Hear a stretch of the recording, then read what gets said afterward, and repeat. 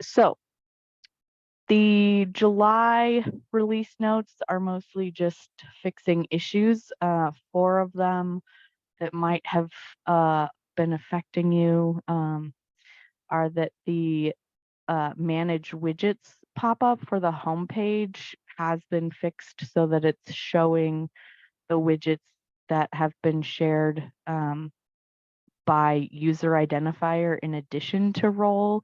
So I know actually I feel like there was an instance where we were like, why isn't this showing up? It should have showed up because we shared it with this person and then it wasn't. So that was fixed. Another thing that is probably pretty important, could be important, especially if you've got student workers maybe, is if a user identifier is created internally for an external user, that identifier can now be changed to external. The new beefed up overlap analysis in electronic resource management area, if there was a colon dash in titles, it would not have any match, and so that has been fixed. And then this one could potentially be significant, and if you are using these letters with a circ desk name, if you're an institution that has multiple circ desks, you might want to look at the XML of your courtesy letter and borrowing activity letter, because now you can see that includes loan circ desk name. So if you need to edit that at all or preview it to see what it looks like, that that could kind of be the big one there. Next month, they're going to start rolling out a new PO line list. They have a whole page dedicated to these changes because they are significant. It's going to be quite a lot of UI improvements, including what we've seen with the new analytics of being able to look at things side by side. This is, I think, going to be really helpful. I'm excited for this for folks who are using PO line stuff, because I've been working with Cara Beth on PO lines, and I now know firsthand just how terrible the existing one is. So that's coming, and I will play around with it, look at it. It should be in the sandbox soon. And so I'll make sure we can take a look at that in the sandbox. But here is the link to the Ex Libris page that has more info.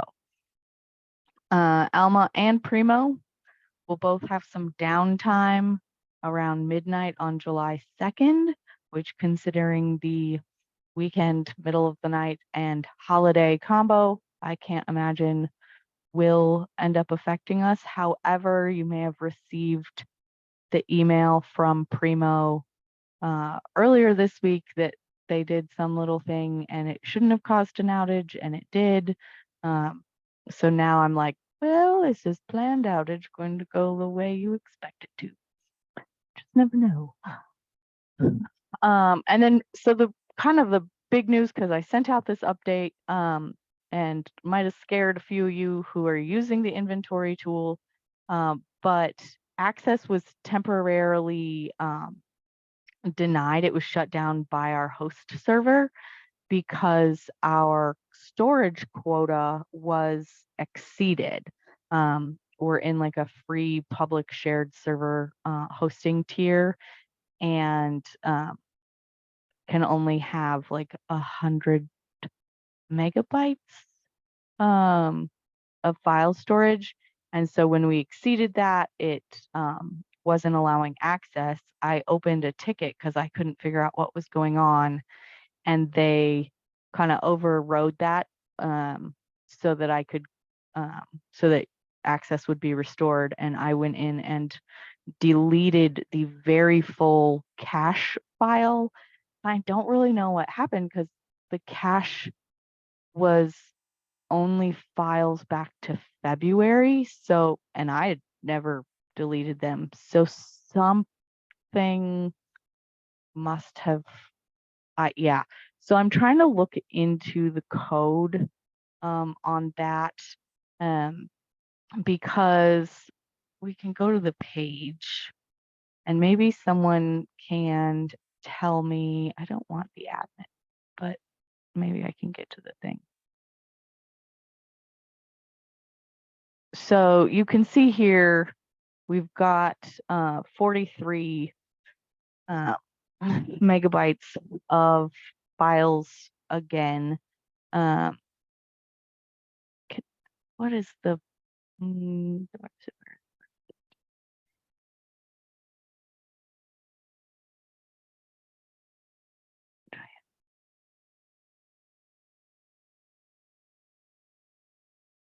okay.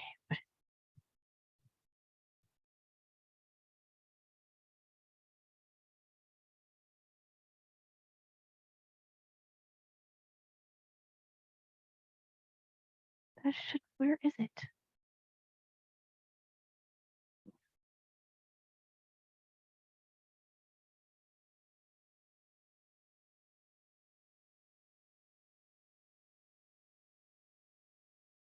No, I just want to go to it.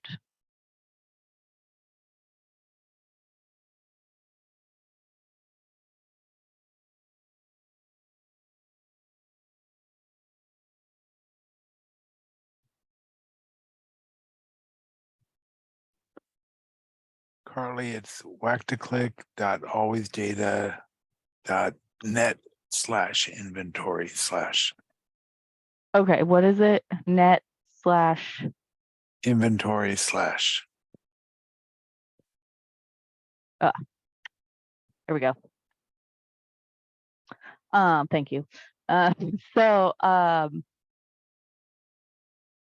I'm wondering if any of you know what's going on with this last question. So the clear cache leaves set to no. The cache is the issue on the file storage quota that got us shut down temporarily.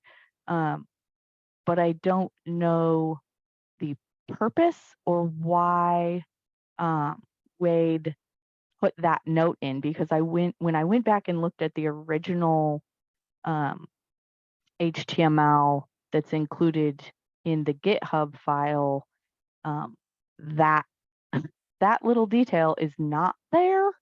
And there's no explanation of what the cache does and why you would want it on yes or no. Anybody have any insight? Unfortunately not. Okay. Yeah, I've used it for several years and it's always been set like that. And I've never clicked yes because I'm afraid to break it. Well, I completely deleted every single file in the cache. It took 4 hours because I had to use FileZilla to connect to that server, and then I didn't dare turn away from my computer or do too much else because I was like, what if it stops or breaks or something? So the cache got completely cleared. And clearly, based on our disk space, someone's been able to use it since, and more files have shown up. So Yeah, we're in the middle of an inventory right now. And when you sent out that thing, did you freak out? Sorry. yeah. So we've been rushing this week to try to finish it while it was still working. I think it should be good. However, it's capped at 100. So I will, since you're in the middle of a project, I will just go ahead and take a look again on Friday. Or if you have an access issue at all, like just let me know ASAP and I will get in there and clear the oldest files from the cache. I don't even know. Yeah, maybe I'll reach out to the original coder guy. The thing is too, so this brings up my next little thing. The code version that is hosted here with PHP is no longer being supported or updated. There's a new version of like the app that uses called a Docker, and then you install the Docker on your computer, and then the software runs through that Docker. And so everybody could theoretically just have their own instance of it. However, I was not about to tackle it if no one was interested in it or had time to do it with me. But I also mentioned to Tim, like, maybe I could get an intern who knows more about this than me. So anyway, I may be trying out trying to like go through the process of setting up a local version, because clearly there's something between that cache and what ends up on this server. And if we go above 100, then you're going to get that error message of access denied. So I can fix it, but I have no idea how this interacts with that. But George, you should be good. You can breathe easy on that one. But would anyone have the bandwidth or be interested in trying to figure out the Docker installation method?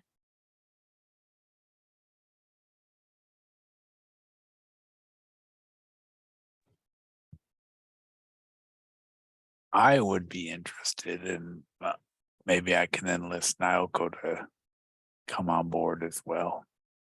Okay, well, that'd be great, and I know you guys use it frequently, so if we could get it working for you guys, I think that'd be really cool. But figure out when you might have some time and let me know, and we can collaborate. But no huge rush. It is back up and running, and I know how to fix it if it happens again. So we should be okay. I'll just make myself a little note.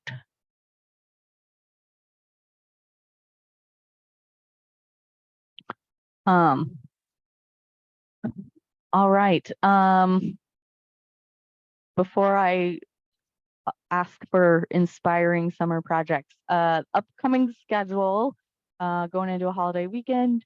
So today we do have our Primo customization group. So if you didn't have a link for that, but you were interested, here's the link. Tomorrow at 2, we have the norm rules group meeting, where we'll start our next little process exploration, review the final corrections on the documentation. This Thursday, we do have an Alma Primo call, but then next week, we're off Monday, Tuesday, and for the summer, I'm gonna not do Thursday calls. And so we don't have any meetings next week. And then our first Alma Primo call for the new fiscal year will be July 11th. And that week there is also Primo customization and norm rules, same links on that Tuesday and Wednesday. So yeah, that's kind of what's coming up. But with the holiday weekend, next week is a quiet week for meetings. I suspect at this point that a lot of the folks who are not around for summer are already not around for summer, since our attendee list is already half its normal Tuesday size. But yeah, so that's what's coming up. Anyone doing something interesting this summer for library projects? Ooh, cataloging books in the Gender Equity Center using Matchmark. And then you're, working on finishing up a board game collection. Nice. Can I ask, are you going to be circulating the board game collection, or is it going to be like in library use?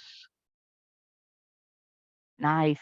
So, okay. So we tried to do this at Whitworth, and we were like, how much detail do we put into like cataloging and, like stickering everything? And then how do we let people know that it's here, because we ultimately decided that our circulation manager was retiring and we didn't want to add this new circulating collection the last year that she was working there. And so since it wasn't circulating, we didn't end up putting it into the catalog, so students couldn't find it in Primo. So we made a LibGuide for it. But you guys must be cataloging it. So like what have you decided to like include in the cataloging information, and like how to make it findable?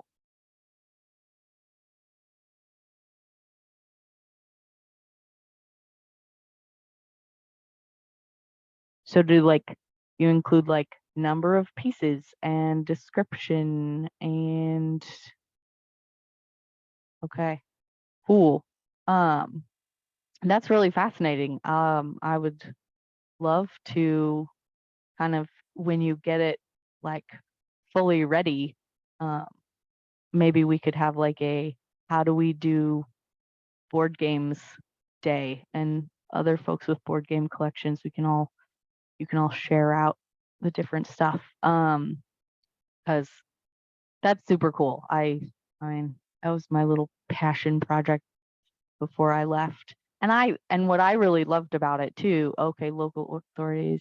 What I loved about it was we basically just did like $200 a year to that fund line. But with $200, like you can buy a fair number of like the popular games. And then I sent out an email to the gaming faculty that I knew, and we're like, hey, if you guys are getting rid of games and you want to donate them to the library.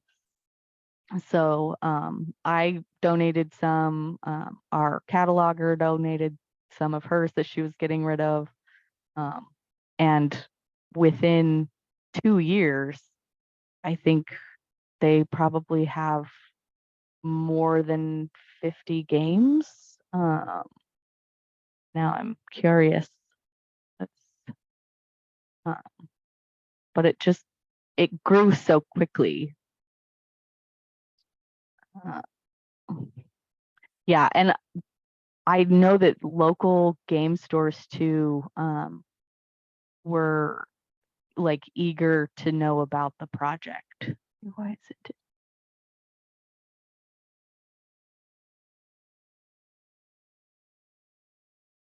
Mm,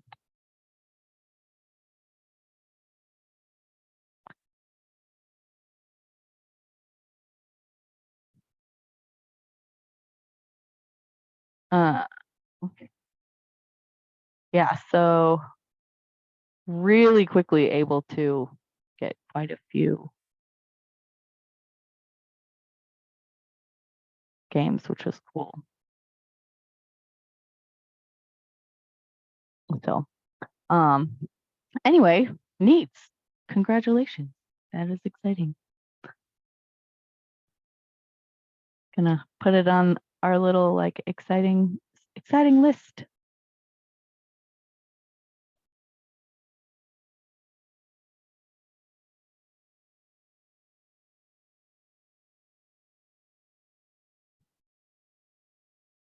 Okay, North Seattle adding games too.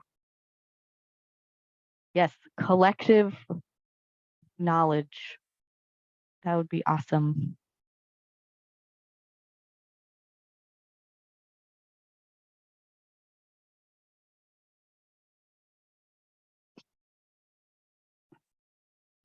Yeah, I might go peek at your records, Isaac, because I'm just curious what they look like.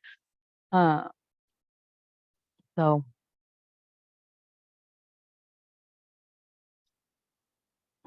any other interesting or fun quote projects?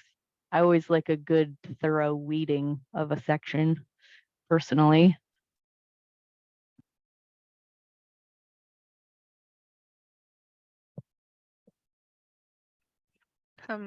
When summer quarter starts again, we'll be continuing our weeding project.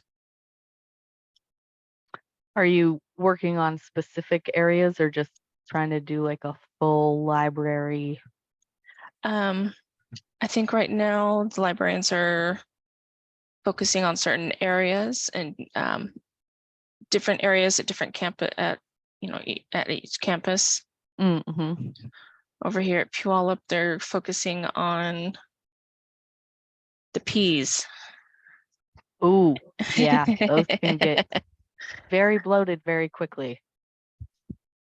And I think they're working in the H's, the HVs and stuff at Ooh, yep. Fort Steilacoom. That was what I was working on right before I left Whitworth. Ooh, EDI invoicing with EBSCO and Gobi. At South Seattle, they recently completed this huge, massive weeding project. Like the library had never been weeded ever. And I was talking to one of the librarians who did it, and she said, you know, it started off like it was a lot of fun getting rid of everything, and then you have to did the actually get rid of it. HQs and the HQs, and was running into this really, really horrible, outdated stuff related to homosexuality that was, she said the fact that we had all that still in the collection was really depressing and hard to work with, but we got it out, so yay. Yeah, I had to fight a little bit when I was going through like the sociology, the H's, because we had some things about like race and society that I didn't feel was like should be in existence at all. But and one of the other librarians was like, well, it's historical and blah blah. I'm like, yo, we do not need 20-year-olds like not thinking about what they're reading and throwing this stuff into their research papers without context. We are not UW. Sure, We do not need to keep the historical record. Right. And if you're keeping it for the historical record, then it should be in an archive. Yeah, very clearly, like, this is not contemporary thought. Yeah. Okay, I'm throwing this link in here from the OLAC catalogers network because it has Isaac brought it up and it's got stuff about video games and are you is it this top one that you're using, Isaac, the cataloging objects, or is it a different lower one?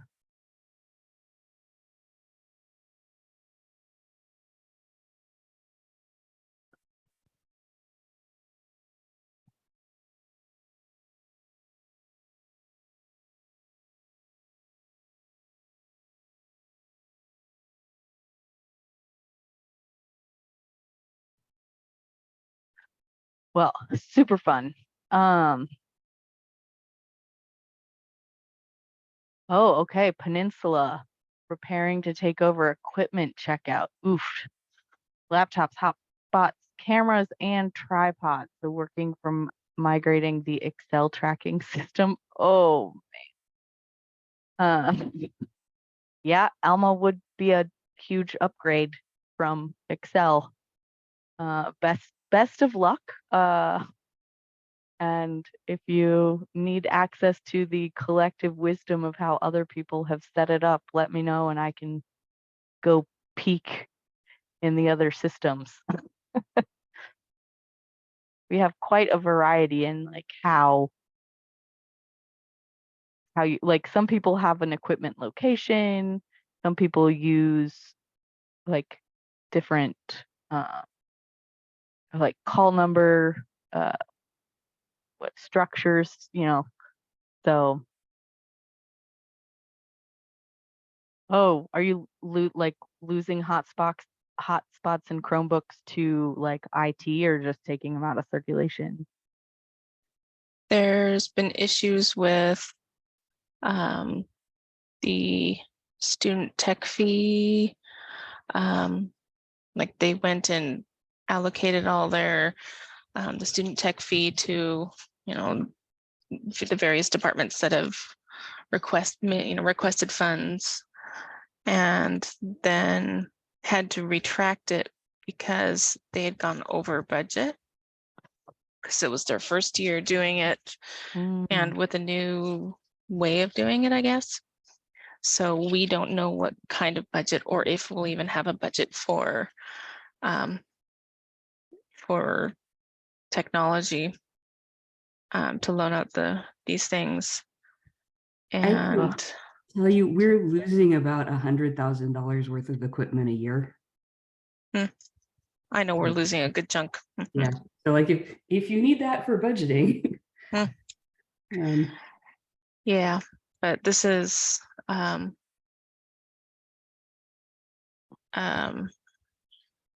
squirrel just went away. Yeah, that's such a tough situation.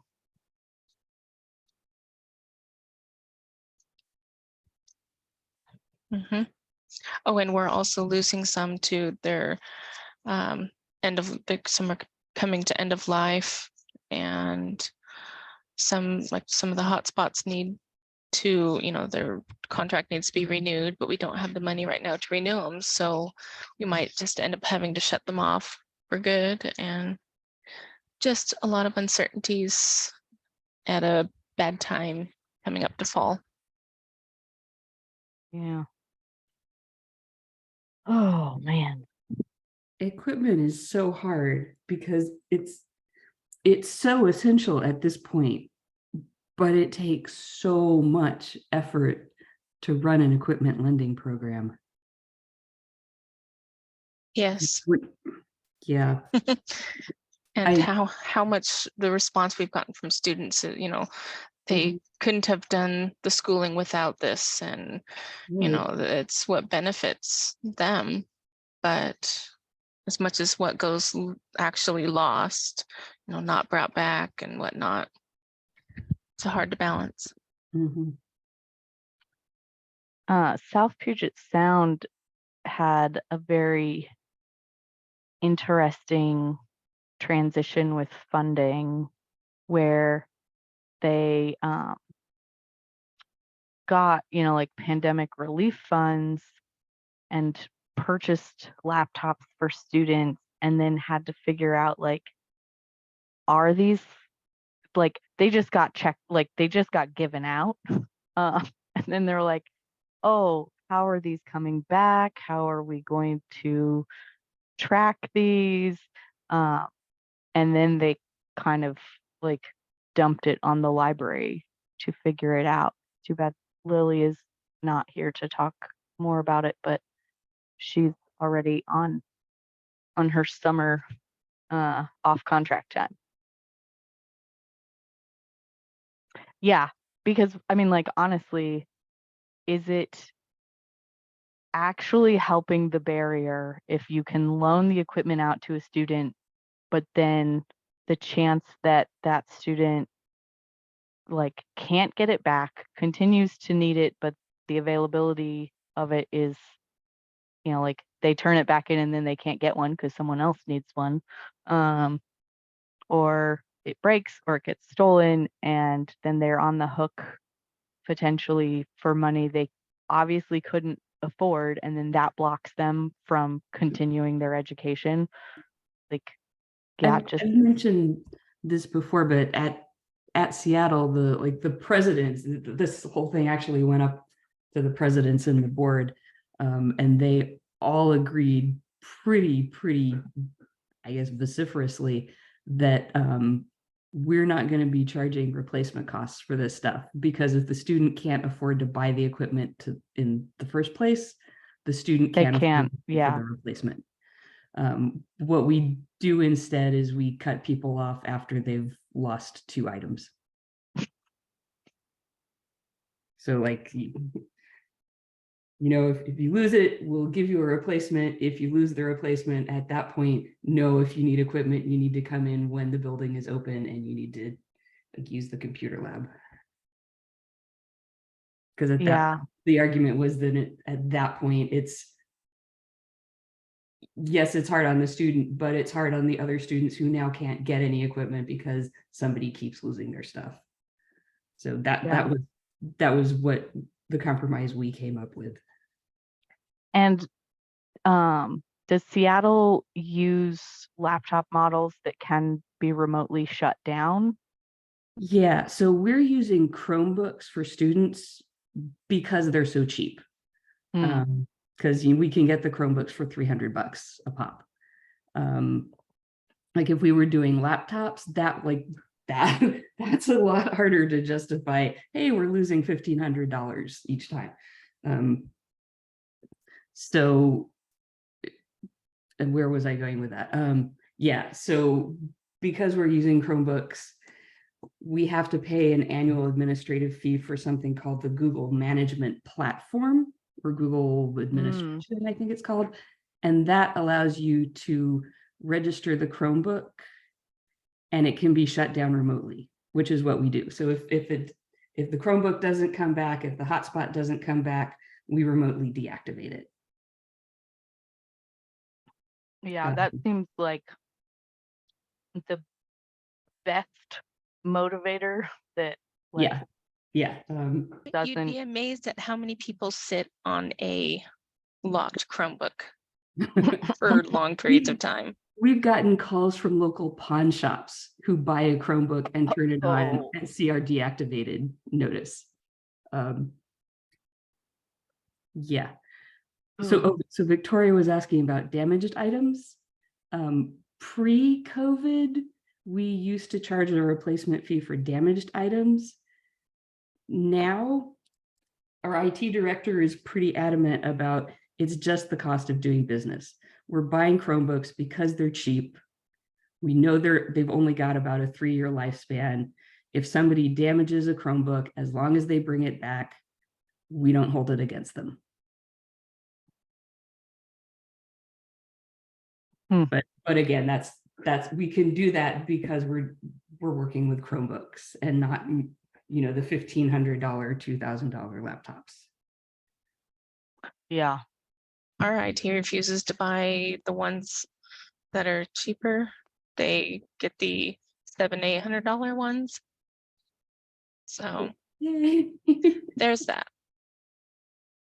That's, I guess, their decision. We've tried. Yep. Yeah, I think a big area where I would like to see us and LLC is a little more advocacy with IT on, like, this kind of like, okay, we understand your IT concern.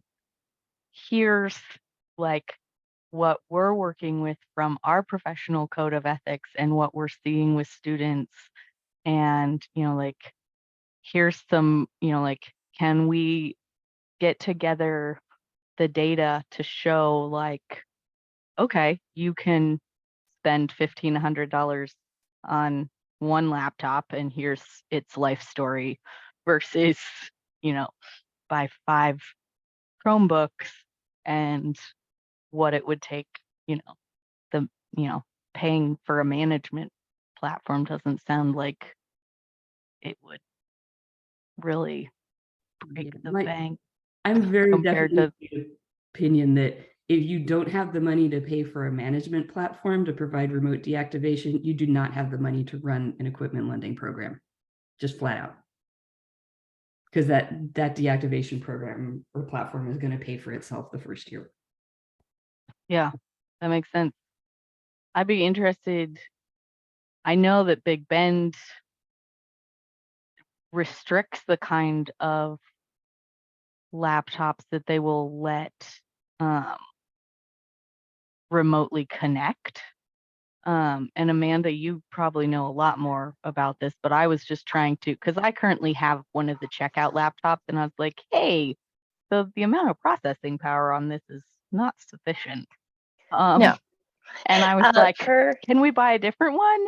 And it took a month and a half for Tony to say, oh no, Big Bend won't buy that model. And I was like, what? we have an exclusive contract with Dell. That's where we get our laptops. As far as deactivation, what happens is it's about 6 months after the laptop's been checked out, the user starts getting a notification that their Windows has been deactivated.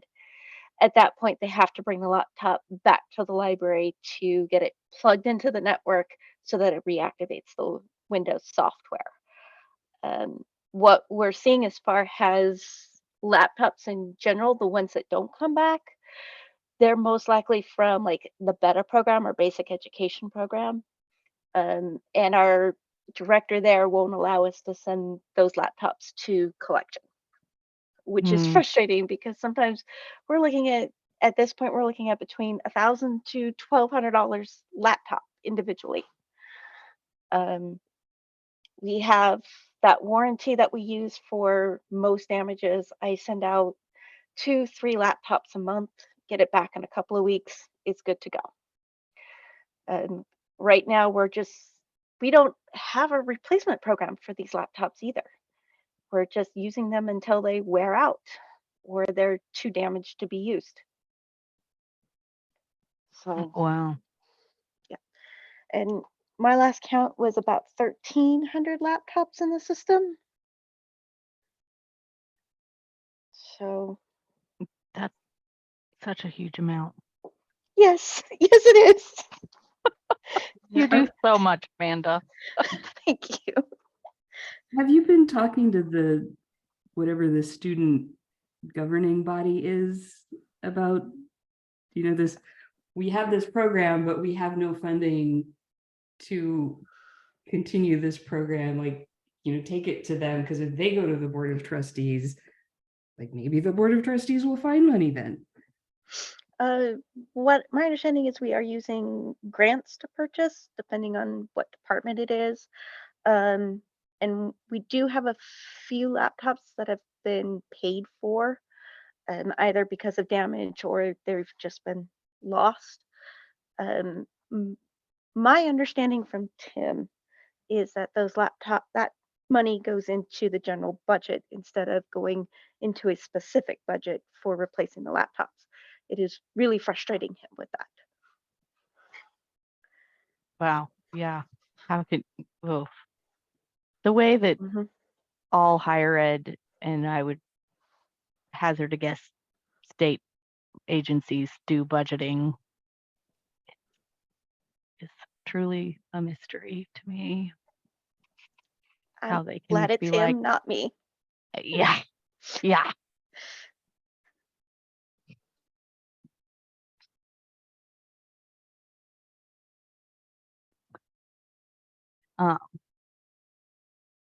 So Pierce has about 400 Chromebooks, and is that between both campuses or just Yes, both campuses. campus? Wow. And then to lose half of those. Yep. So, wow.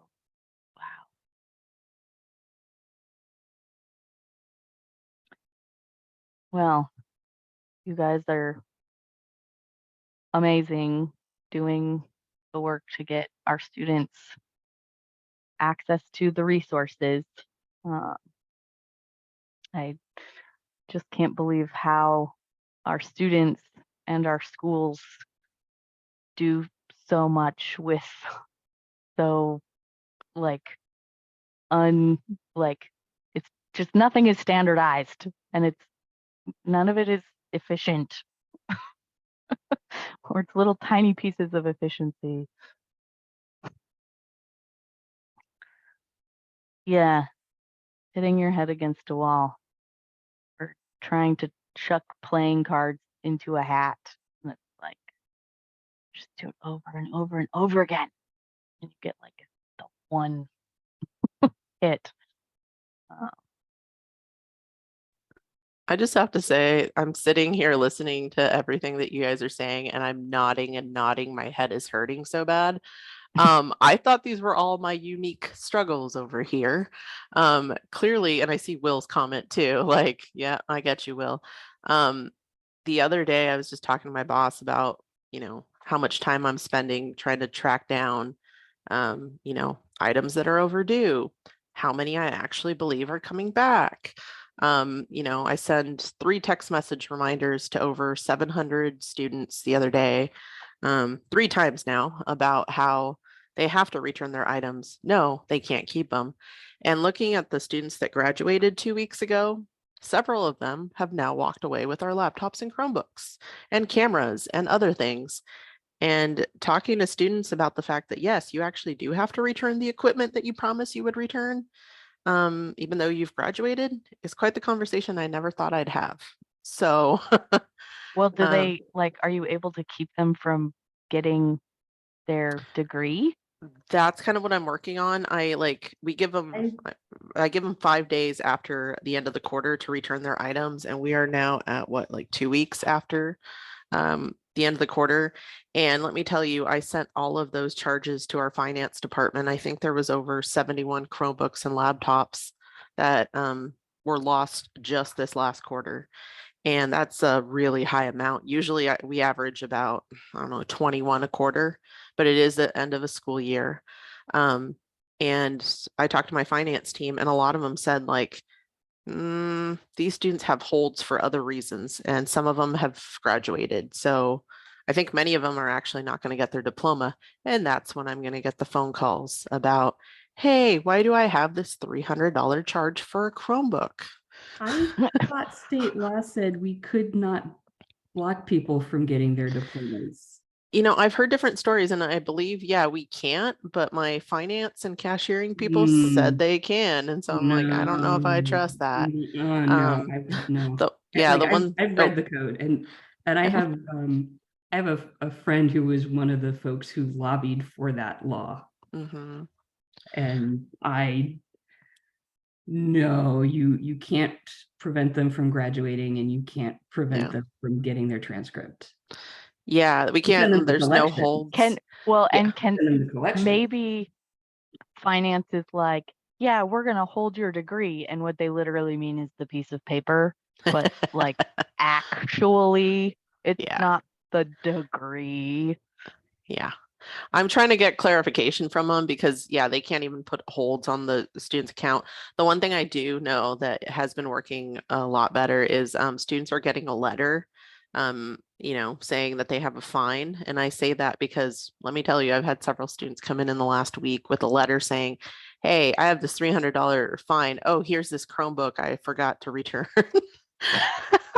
Didn't connect those two things. Yeah. And I'm thinking interesting. I had a student who returned a chemistry textbook that was $144, and she's like, sorry, I moved a couple months ago and forgot, and it was in a box. And I'm like, we've texted you, I called you, you remember that day I talked to you and you said you'd return it tomorrow? That was a month and a half ago. And it was only until she got the $144 bill that she was like, oh yeah, I forgot to return this book. Wow. So I feel, I feel that everyone has the same struggles. I actually yesterday had a gentleman walk in with a Chromebook, and he was like, so I completely forgot I had this Chromebook. And I'm like, oh geez. And I go to look it up, and it is a year overdue. And he has been charged and his account went to collections. And once it goes to collections, we cannot bring it Can't do back. anything. So I did actually ask my finance people and my cashiering people in particular, can you give me a timeline of what happens? Like I send you charges Monday morning, you post them Monday afternoon. Do you email the student? Do you send them a letter? What do you do? And my understanding is at the 3-month mark, after sending multiple letters and emails to the student, at the 3-month mark, it does go to collections and there is no option to bring it back. So, you know, 3 um, months seems pretty fair. yeah. So when this gentleman was like, sorry, I forgot to return it. And then my favorite part is he hands it over to me and he goes, oh, and I forgot the charger. And I'm like, you know what? At this point, it doesn't even matter. Like we already charged you for it. So, the other thing, I don't know if Victoria mentioned it or Kirsty, it was you, but I've been kind of debating whether or not to put a block on a student's account after they've lost like that first piece of equipment, you know, the Chromebook, the laptop. Mm, And I now have plenty of evidence to show because I actually just charged 9 students who had not returned a Chromebook in the past, not paid for it. And this was before my time here. And yet again, checked out a Chromebook because I bypassed it and have now lost a second Chromebook. And the way I can mm, justify it is I talked to them the first time they lost the first Chromebook. They knew what their responsibility was. And now their decisions are actually affecting other students who do need those devices. And my boss does back me up on that. So Yeah, are I you think it's a talking one and about- done. Are you talking about blocking in Alma or blocking in CTC Link? Just blocking in Alma. Oh, Just, okay, a message of lost Chromebook, never paid for it, do not Got it. check out, you know. Yeah, that's what we do. One of the things that I'm working on at this point is like a documented process, where like on a routine basis, I go through and I identify people who have like 2 Chromebooks that are lost. And our policy is you can lose the same type of equipment twice and then you're cut off. So Mm, you could lose 2 Chromebooks, but you're still allowed to check out a hotspot. mhm. But yeah, so trying to figure out how to identify those patrons in Alma Analytics and then add a manual block so Mhm. that a message pops up if somebody tries to check out another Chromebook. Yeah. Mm. Yeah, I've And it's hard because Yeah. because people ignore the blocks. Like I can set up the blocks so that a student worker won't be able to override it, but that's not going to stop my circ staff from overriding it because they're so busy. Yeah. Yeah. Yeah, I've actually mentioned to my Chrome workers. Wow. What's on my mind? I've told my coworkers if there is a block, there is a reason for it. If I'm not around, for example, it's the evening that I don't work, you're more than welcome to text me, but I'm telling you right now, if there is a block, there is a reason. Do not check out items to the student. And sure enough, there was one coworker who was like, "Oh, the student really needed it." Well, the student is now on the run. I saw his name in the newspaper for armed robbery. And I don't think we're getting back our books or hotspot or in our Chromebook. So maybe when I put the block there, it was because he had lost 17 other books in the past, withdrawn twice. And maybe probably shouldn't have checked out the items. So oh well, we've now lost more items. So yeah. We do have a loan limit Same. that function. Okay, good. Yeah. Yep. So that- Oh yeah. Okay, yeah. So at least there's that block that popped too, which of course the circ staff ignore. Yeah, I can't even remember what I was doing in configuration the other day. I've been cleaning up so much configuration, but it said something like who can override certain processes and stuff like that. And that's also when I started looking at loan limit and patron limits and all that stuff. And I've given everyone that works with me, all my CERT crew, they have my permission to override a block, but only because I have informed them of several patrons They have access to the student fines list with detailed notes about why they got fined. So they know, they have context. I'm also a huge supporter of user notes because the user notes are right there on the student's account, you know. So even if my CERT crew is not around and I have a all caps note that says, do not check out items for any reason, they should know not to check out any items for any reason. But you know, there's always that one. So yeah. But yeah, I'm sad to say that I'm happy to hear that everyone's struggling. That's a sad statement. But I guess my struggles are not as unique as I had thought. So kind of thank you for some of the ideas. I heard what some of you guys are doing, like Kirsty with the, you know, two items lost limit. I think I'm gonna have to bring mine down to just the one. Like basically, we gave you a chance, you burned us. Nope. Yeah, and I have to say, like, that will give you a second chance and then you're cut off. Yeah. That's actually really hard to manage.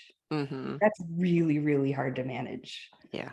It would be easier if it was just we'll give you one chance and then that's it. Mhm. But you know, but we're trying to be really supportive of our students who are, some of them, not in great places. So Yes. And that's kind of why I always say it's also a case by case basis. I'm a rule follower. I believe in policies, but there's also different cases. One thing I wanted to ask everyone here who has kind of mentioned their struggles with equipment, do you guys have students fill out an agreement form, just clearly stating their financial responsibility when they walk away with any piece of equipment, what the replacement cost is, what their responsibilities are, etc.? Do you guys have anything like that? Okay, We I have see. a- Yes. Big Ben. We have more Yeah. of a general departmental borrowing agreement. This covers not just laptops and equipment, but also Okay. books. Gotcha. And we have a paper copy that we have them sign Mhm. that gets scanned and is being uploaded straight to their Alma account. So when you go into attachments, the file's right there and we can pull it up and go, hey, look, you signed this on this Mhm. date. This is your signature. This is what this says. Gotcha. Okay. So, We also have a form, and let me tell you, that form has actually come in handy. Every summer I go through the borrowing agreement forms. We do different for the different item types. So we have Chromebooks, we have art laptops that are really expensive, you know, beautiful graphics laptops. We have digital cameras that are really expensive. We have Meeting Owl, like video conference equipment, et cetera. Anything above $300, basically there is an agreement form, and all of the rules are on that agreement form. I'm totally happy to share it if you guys want to see.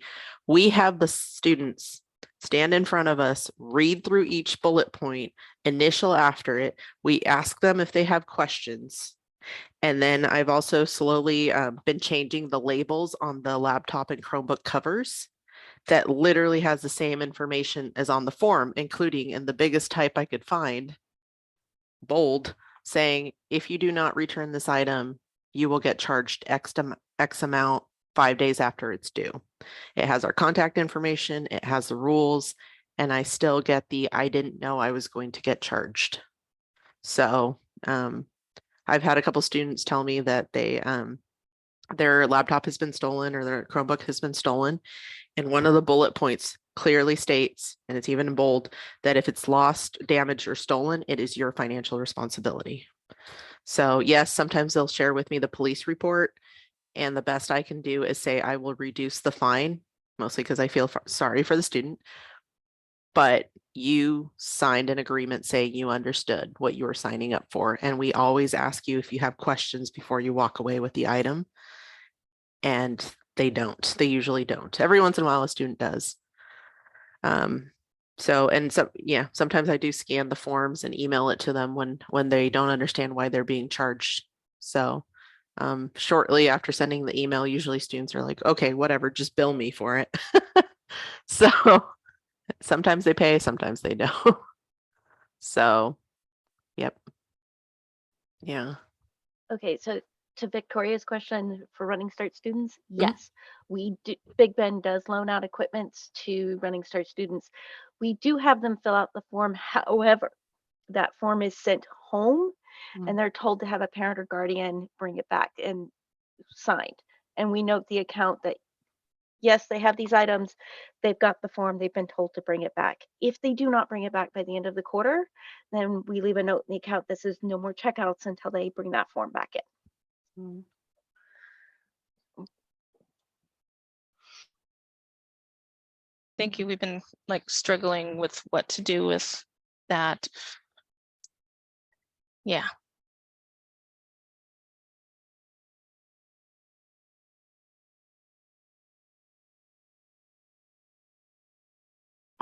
Wow, this is good conversation. I think it's been useful for everybody. Maybe an area where we can have a knowledge share at some point. But it's 11 o'clock, and I'm sure folks have stuff to do, or at least you should go eat lunch, get some sunshine, take a walk. Uh, and if you want, we can continue this on Thursday.